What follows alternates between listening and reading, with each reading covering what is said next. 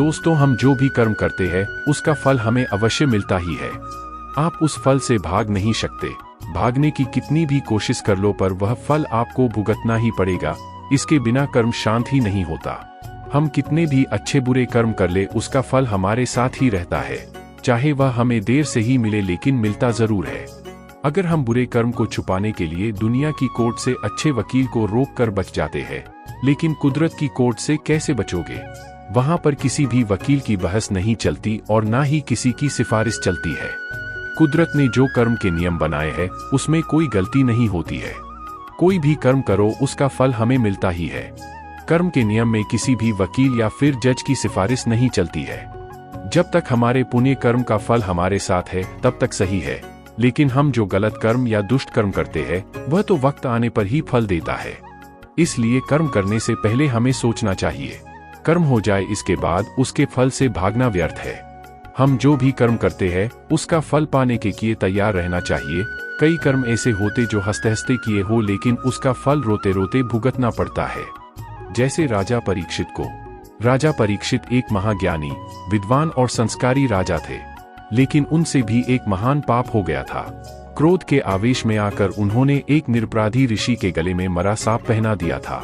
राजा घर आए, शांत होते ही उनको उनके दुष्कृत्य का एहसास हुआ और पछता कर कहने लगे कि मुझसे कितना भयंकर पाप कर्म हो गया। अब वह समय तो वापस नहीं आ सकता, लेकिन राजा परीक्षित को उस कृत्य का फल तो भुगतना ही पड़ेगा। परीक्षित एक बड़े राजा थे, उन्होंने अपनी सत्ता का कभी भी दुरुपयोग नहीं किया था। परीक्षित राजा ने अपनी भूल को स्वीकार किया और खुद को दंड करने के लिए कहा कि मेरा बल, समृद्धि सब कुछ ब्राह्मण ऋषि के क्रोधाग्नि में जल जाए, जिससे मेरे दिमाग में किसी को दुख या क्षति पहुंचाने का विचार न आए। राजा परीक्षित अपने पापों का फल भुगतने के लिए तैयार थे। उन्होंने कभी भगवान से कोई सिफारिश नहीं की और ना ही अपने राजा होने का घमंड किया। उन्होंने तो भगवान से अपने पापों का दंड मांगा, जिसके उदाहरण से भविष्य में कोई राजा क्रोध के आवेश में या फिर अपने राजाशाही के घमंड में आकर ऐसा दुष्कर्म न करे। इस प्रकार राजा परीक्षित अपने कर्म से भागे नहीं और परिणाम भुगतने के लिए तैयार रहे। वह भागने की कोशिश करते तो भी कर्म अपना फल दिए बिना नहीं छोड़ता। कई साल पहले की बात है। एक शहर में एक जज रहते थे। वे नागर ब्राह्मण कुल के थे और वे खुद भी कठोर वेदंती और कर्म के कानून के अभ्यासी थे। एक बार वे जज सुबह में टहलने निकले थे। तब उन्होंने देखा कि एक व्यक्ति भाग रहा था और उसके पीछे भागते हुए व्यक्ति ने पीछे से एक खंजर उसके शरीर में मार दिया और तब तक उसको घाव करता रहा जब तक वह मर नहीं गया। यह घटना जज साहब ने अपनी आंखों से देखी। खूनी भाग गया था। उस खूनी को जज साहब ने ठीक तरह से देखा था। फिर जज साहब घर गए, लेकिन यह बात उन्होंने किसी को नहीं बताई, क्योंकि खून का केस आखिर में उनके कोर्ट में ही तो आने वाला था। फिर पुलिस की पूछताछ शुरू हुई। 6 महीने में पुलिस की संपूर्ण इंक्वायरी पूरी हुई। हत्या का मामला दर्ज किया और आखिर में यह मामला उस जज के पास ही आया, लेकिन उन्होंने देखा कि खूनी कोई और ही था। उन्होंने उस दिन जिस खूनी को देखा था वो यह नहीं था। फिर मुकदमा शुरू हुआ। उस व्यक्ति को ही खूनी साबित करने का ठोस सबूत मिला। जज साहब तो जानते थे कि यह व्यक्ति बेकसूर है, लेकिन जज को सबूतों के आधार पर फैसला देना होता है। उसमें न्यायाधीश के अपने खुद के आधार पर उसको बेकसूर नहीं कहा जाता। इसलिए उस निर्मित प्रतिवादी को पूरे सबूतों के साथ खूनी करार किया गया। लेकिन जज साहब एक वेदंती और कुदरत के कर्म के नियम के पक्के अभ्यासी थे। उनको पता था कि असली खूनी घूम रहा है और एक निर्दोष को सजा हुई है। इसलिए उन्होंने फांसी की सजा सुनाने से पहले नकली खूनी को अपने चेंबर में बुलाया। जज साहब के पास जाते ही वह नकली प्रतिवादी रो पड़ा और कहने लगा कि मैं निर्दोष हूँ, मैंने खून नहीं किया है। पुलिस को असली खूनी पकड़ में नहीं आया तो उन्होंने मेरे पुराने गुनाहों के आधार पर मुझे पकड़ लिया और मेरे खिलाफ सबूत खड़े करके मुझे कोर्ट में खूनी साबित किया गया है। तब जज साहब ने कहा कि यह हकीकत मैं जानता हूँ, तुम बेकसूर हो। मैंने खूनी को अपनी आंखों से देखा था, लेकिन मैं इस मामले को कानूनी रूप से नहीं ला सकता, क्योंकि कानून सबूतों पर आधारित होता है। सबूत पूरी तरह से तुम्हारे खिलाफ है, इसलिए मैं तुम्हें कानूनी तौर पर खूनी साबित करके फांसी की सजा सुनाने वाला हूँ। लेकिन कुदरत के नियम में कहीं कुछ गलत तो नहीं हो रहा है ना? इस बात को सुनिश्चित करने के लिए मैं तुम्हें अकेले में एक सवाल पूछता हूँ, इस बात का तुम मुझे बिल्कुल सही जवाब देना। मेरा सवाल यह है कि क्या तुमने भूतकाल में किसी का खून या फिर उतना ही बड़ा कोई अपराध किया है? झूठे आरोपों में फंसे व्यक्ति ने अपना सिर झुकाकर कहा कि मैंने भूतकाल में 2 खून किए थे, लेकिन मैंने उस समय पुलिस वाले को बहुत सारे पैसे दिए थे, इसलिए मैं निर्दोष साबित होकर छूट गया था। लेकिन इस केस में मैं सच में बेकसूर हूँ, फिर भी सजा मिल रही है। जज साहब को समझ में आ गया कि भगवान के कर्म के नियम में कोई चूक नहीं है। पहले 2 खून के समय उसके पुण्य कार्य का फल चल रहा होगा, इसलिए उसका क्रियमाण कर्म ने फल देने में देर लगाई और कर्म संचित हुए। अब जब पुण्य खत्म हुआ होगा तो पहले के 2 खून के फल के रूप में संचित हुए कर्म ने इस बार प्रारब्ध रूप से बेकसूर होने पर भी उसे फांसी की सजा दी। यह बात सत्य है कि कर्म फल से कोई नहीं बच पाया है। कर्म आपका दिखने में तो बुरा हो सकता है, परंतु अगर आपका उद्देश्य और आपकी नीयत सच्ची है तो फल भी आपको सच्चा और अच्छा ही मिलेगा। जिन कर्मों का फल वर्तमान में नहीं मिलता, उसे भोगने के लिए वह आत्मा नया शरीर धारण करती है और अपने नए जन्म में अपना फल भोगती है। इसे ही कहते हुई कर्म का सिद्धांत। तो आइए पढ़ते हैं एक राजा की कहानी। इसी कर्म सिद्धांत को एक कहानी के माध्यम से समझते हैं। बहुत समय पहले की बात है, एक राजा राज्य करता था। वह राजा एक दिन अपनी जन्मपत्री पढ़ रहा था।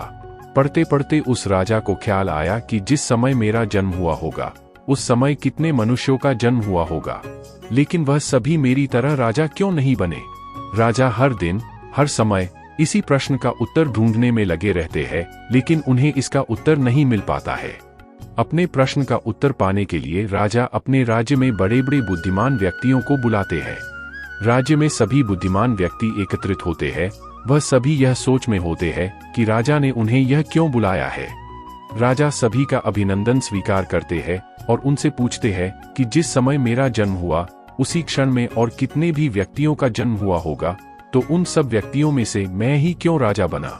वह सभी राजा क्यों नहीं बने? सभी महान बुद्धिमान इस प्रश्न के लिए गहन सोच विचार करने लगे। वह सभी गहन सोच विचार करने के बाद वह उनके प्रश्न का उत्तर न दे सके।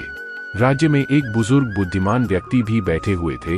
वह थोड़ी देर बाद बोले कि इस प्रश्न का उत्तर तुम्हें एक महान साधु देंगे जो कई वर्षों से एक घने वन में तपस्या कर रहे हैं। यह सुनकर राजा अगले दिन अपने सैनिकों के साथ उस जंगल की ओर निकल पड़ा। कुछ दूर पहुंचते ही राजा को वहां एक छोटी सी कुटिया दिखाई दी। जब राजा उस कुटिया के पास पहुंचा तो उसने देखा कि एक साधु वहां बैठा आग के अंगारे खा रहा है। यह देखकर राजा चकित रह गया। राजा ने हिम्मत करके उनसे कहा कि हे साधु, मैं आपको प्रणाम कार्य हूँ। मैं आपसे एक प्रश्न पूछना चाहता हूँ कि मेरे जन्म वाले दिन कितने मनुष्यों का जन्म हुआ है? उन सभी में से मैं ही क्यों राजा बना?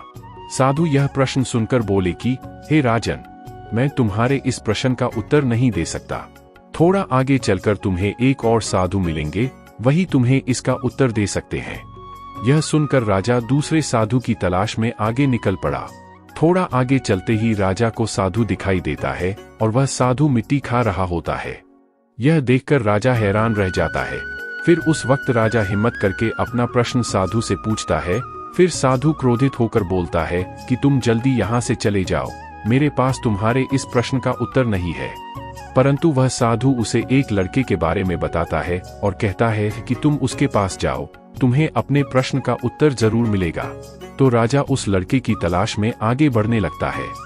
ढूंढते ढूंढते वह राजा एक गांव में जा पहुंचा।